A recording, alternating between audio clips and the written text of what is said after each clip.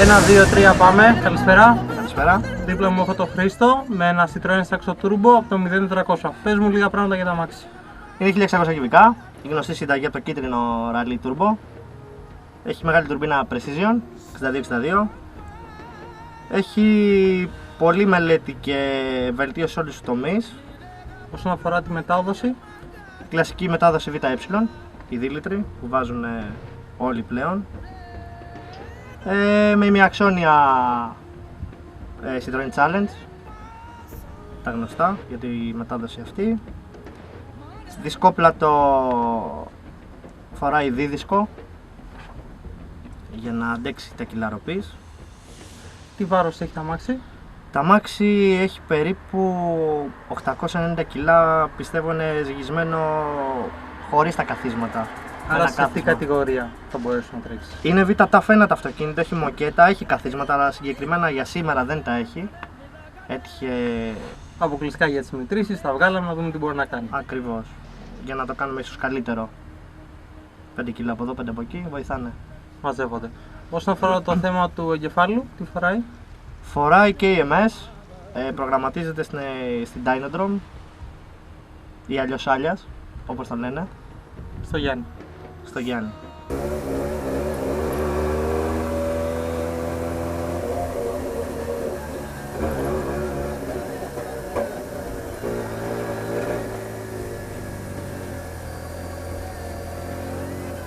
Όσον αφορά τον ευαίσθητο μέρος του στισίματος, γιατί για να ξεκινήσεις στο 400 σίγουρα θέλει πάρα πολύ δουλειά. Ο Σπύρος τι έχει κάνει στο τομέα αυτό? Έχει επιμεληθεί στην ανάρτηση πίσω, στα αμορτισέρ μπροστά, στα ελαττήριά του, στα κάμπερ, στα κάστερ, τη συγκλήση γενικά του αυτοκινήτου Βέβαια και στα ελαστικά. θα σε βοηθήσει και ίσως με μια νέα ανάρτηση, γιατί στο μέλλον σίγουρα έχεις κάτι τέτοιο κατά νου. Σίγουρα το έχω στο μυαλό μου, γιατί δεν είναι τόσο καλή, σηκώνεται μπροστά, θέλω να την κάνω λίγο πιο απόλυτη. Τι άλλα μελλοντικά σχέδια έχεις όσον αφορά το θέμα του κινητήρα και του κυβωτίου? Και ποιος δεν θα ήθελε στο μέλλον ένα σεριακό σασμάν για το απόλυτο πλέον. Γιατί με το χειροκίνητο μας έχει δείξει δείγματα από την ίδια συνταγή που έχει το ραλί το κίτρινο και το Saxo το ασημί, που έχουν κάνει χρόνους για τέτοια σασμάν χειροκίνητα, που είναι σεβαστοί και άξιοι. Ούτε ισογράναζα, ούτε ντοκ, ούτε σεριακά τίποτα. Ένα σασμάν με κάποια γρανάζια πιο ανθεκτικότερα ίσως. Τώρα η κλασική ερώτηση που κάνουμε σε όλους, δρόμος ή πίστα? Κάποια πράγματα δεν συγκρίνονται. Θα έλεγα δρόμο, αλλά πλέον τα μέτρα είναι πολύ αυστηρά. Ασφάλειες δεν υπάρχουν στον δρόμο, πολλή αστυνομία, πολύ κυνηγητό. Κόσμος που δεν φταίει σε τίποτα. Βλέπεις και εσύ το μέλλον να τίνει προς την πίστα, έτσι? Είναι στην πίστα, είναι μια φάση που γίνεστε μια οικογένεια όλοι. Ακόμα και οι ξένοι και οι αντίπαλοι γίνεσαι φίλος μαζί. Μετά τη γραμμή του τερματισμού φυσικά. Πες μου τι άλλο περιμένεις από αυτό το αμάξι? Το αμάξι και στις μετρήσεις με αυτά που θα δει και ο κόσμος δεν είναι full piste, το αμάξι είναι γύρω στα 2 μπαρ. Έχει να σηκώσει ακόμα τουλάχιστον 0,6 πάνω. Δεν το κάναμε ίσως για λόγους πρόσφυσης.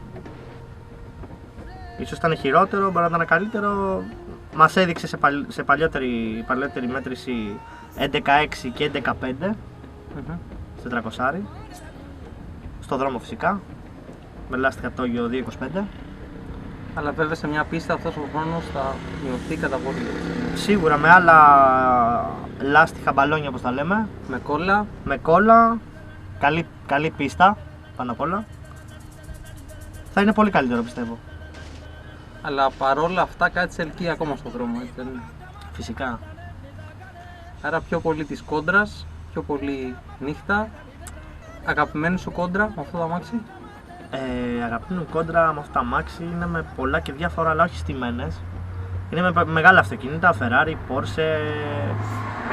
Έχω πετύχει αρκετά αυτοκίνητα στη νύχτα. Ίσως είναι το suspense αυτό ότι στον δρόμο δεν περιμένεις πολλά πράγματα. Στην πίστα πας, κάνεις αυτά τα πράγματα που είναι να κάνεις και φεύγεις. Στον δρόμο έχει διαφορετικό άγχος, διαφορετική θεωρία. Αν το άλλαζες καθαρά στα drag αυτοκίνητο, τι θα επέλεγες? Αν θα άλλαζα αυτοκίνητο εντελώς, Ακριβώς. κάποια άλλη μάρκα ίσως. Σε τετρακίνητο σίγουρα. Σε τετρακίνητο. Έχεις κουραστεί δηλαδή για την προσκύνηση? Δεν με κουράζει, είναι κάτι να παλεύεις για να προσπαθήσεις να αποδείξεις σε ένα μπροστοκίνητο ότι ίσως να το κάνεις να πατήσει. Πιστεύεις πως έχεις φτάσει και έχεις ξεπεράσει κατά πολύ τα όρια με τα άλογα που βγάζεις τώρα, έτσι δεν είναι? Πιστεύω δεν τα έχω ξεπεράσει ακόμα. Να τα εκμεταλλευτώ, δεν τα έχω εκμεταλλευτεί. Τα έχω ξεπεράσει, αυτό που ήταν να μας δείξει, ναι, το ξεπέρασε. Κατά πολύ. Σου έχει δείξει 650 άλογα. και ροπή. Πάνω από 70 κιλά. Δεν θυμάμαι ακριβώς. 80, δεν θυμάμαι ακριβώς. Δεν είναι υπερβολικά για τους ιδιοτροφούς μόνο? Είναι πάρα πολύ. Άρα, όπως βλέπουμε και σε μια εκκίνηση, σίγουρα το ξεκινάς με χαμηλή πίεση. Σίγουρα, για να έχω Και- την κατάλληλη πρόσφυση. Ακριβώς, και αξιοποιείς το 100% Το αυτοκίνητο. μετά την τρίτη. Σίγουρα, ναι, δεν μπορεί να σηκώσει νωρίτερα πίεση γιατί θα είναι πλέον αμάξι άχρηστο.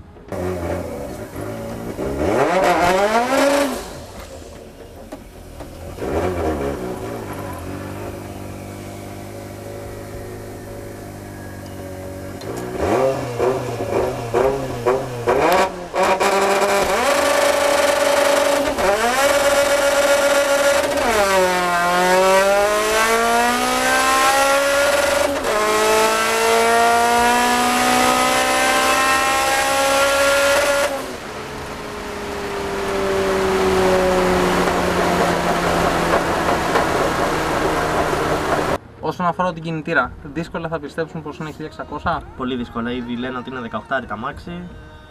Μπορούν να το κοιτάξει όποιος θέλει οπουδήποτε και με οτιδήποτε. Είναι 1600 κυβικά. Ο Τάκης βέβαια έχει βάλει το χέρι του και Ο Τάκης έχει βάλει και τα δυο του χέρια, μη σου πω, και τα έχει καταφέρει έτσι όπως πρέπει. Βάσει της συνταγής γίνεται καλύτερο ακόμα ένα αμάξι που θα βγει. τι σου έχει κοστίσει εσένα αυτό το αυτοκίνητο? Αυτό το αυτοκίνητο έχω ξεχάσει τι έχει κοστίσει. Πραγματικά. Χοντρικά, κατά προσέγγιση. Χοντρικά. Σίγουρα έχει το 40, το 50 μπροστά και κάποια μηδενικά ακόμα.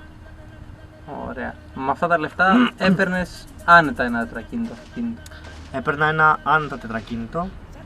Ένα Evo 9 για παράδειγμα. Ίσως το έπαιρνα βελτιωμένο με αυτά τα λεφτά. Ωραία. Θα το προτιμούσα εγώ αυτά μας. Ε, Ξέροντας πως ένα Evo 9 για να γράψεις το χρόνο που κάνεις εσύ πρέπει να του δώσεις άλλα τόσα λεφτά. ίσως τα διπλάσια. Το έχω σκεφτεί αυτό και γι' αυτό το έκανα με τα λεφτά αυτά. Γιατί ίσως θέλα διπλάσια για να καταφέρω να κάνω αυτό που κάνω με αυτό το αυτοκίνητο συγκεκριμένο. Λόγω κιλών, λόγω. Είναι πιο εμπορικό, είναι πιο γνωστό. Υπάρχουν έτοιμες λύσεις και αυτές αξιοποιείς. Αλλά βέβαια πάντα υπάρχει και η Honda, η οποία σε βοηθάει για αυτό το κάτι παραπάνω. Σίγουρα οι έτοιμες λύσεις είναι στα. Να πω ιαπωνικά, Honda, Evo που είναι έτοιμες λύσεις, έτοιμα χταπόδια. Σε αυτά τα αυτοκίνητα δεν μπορείς. Κάνω απεριόριστη συζήτηση με αυτό το πράγμα. Ότι ένα γαλλικό δεν έχει πράγματα έτοιμα. Που παίρνεις ένα τηλέφωνο, παραγγείλεις στο ίντερνετ και έρχονται. Όπως Honda έχουν χταπόδι, τουρμπίνα, setup έτοιμο. Αυτό είναι όλα με το χέρι και με τεχνογνωσία. Αυτό έχει και το ανάλογο κόστος. Σίγουρα που είναι κάτι παραπάνω. Γι' αυτό λέγεται και χειροποίητο. Άργησα λίγο,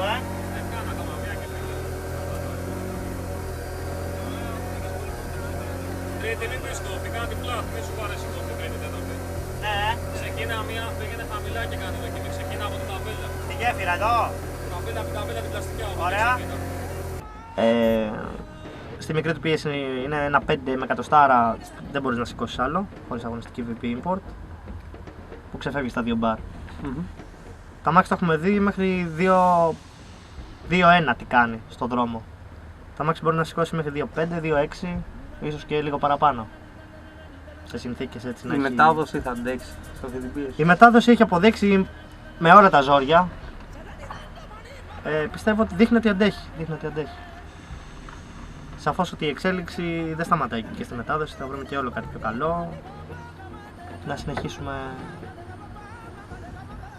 την παράδοση που λέμε. Πόσο εύκολο είναι να συντηρήσει ένα τέτοιο αυτοκίνητο όταν το βγάζεις στον δρόμο και άμα είναι να πάρει μια καλή κόντρα θες αποκλειστικά VP? Σίγουρα. Τι σου στοιχίζει αυτό? Η προετοιμασία κόντρα στον δρόμο είναι σχεδόν σαν την προετοιμασία στην πίστα. Ετοιμάζεις λάστιχα. Σε περίπτωση που δεν έχεις, βάζεις άλλα αναγκαστικά. Καύσιμο σίγουρα και κάποια περιφερειακά, ίσως μπουζί για την ασφάλεια πάνω απ' όλα του κινητήρα. Χάσεις κερδίσεις, πιστεύω είναι η ασφάλεια, καταρχήν η ανθρώπινη ασφάλεια και μετά η ασφάλεια αυτοκινήτου. Όταν ειδικά έχει κοστίσει κάποια χι χρήματα.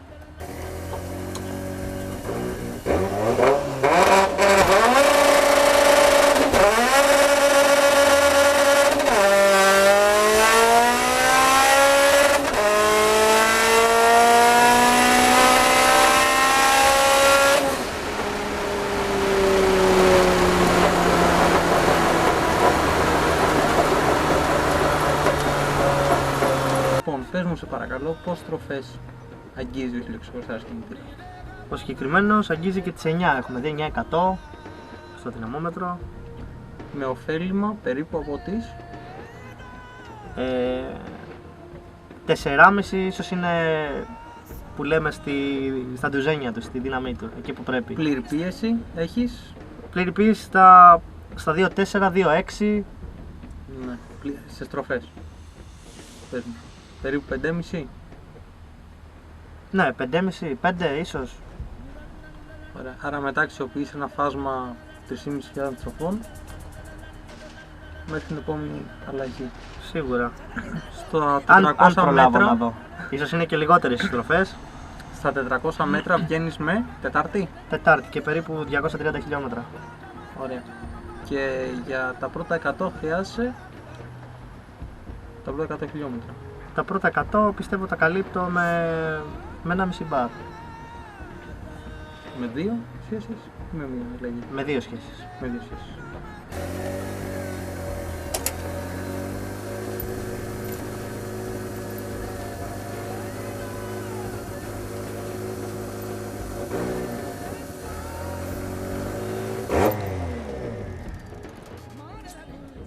Χρήστε, θα πατήσεις ποτέ με το Σπύρο? Όπως σου είπα στο συνεργείο, στον 400, είμαστε όλη οικογένεια. Κάθε αυτοκίνητο που βγαίνει είναι σχεδόν σαν το μοιραζόμαστε.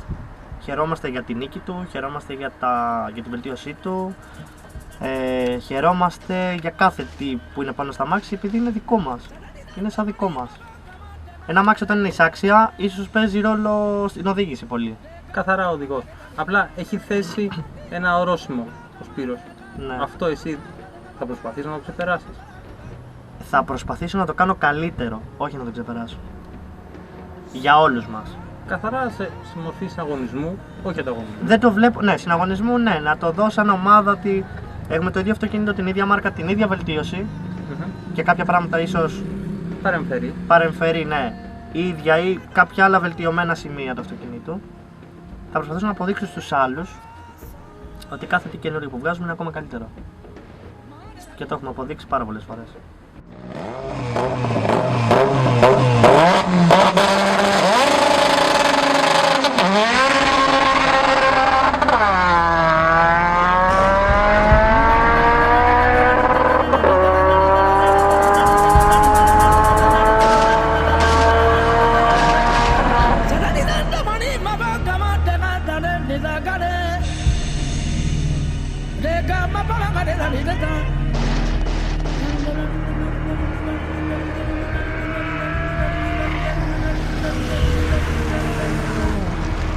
Sani ba ma ga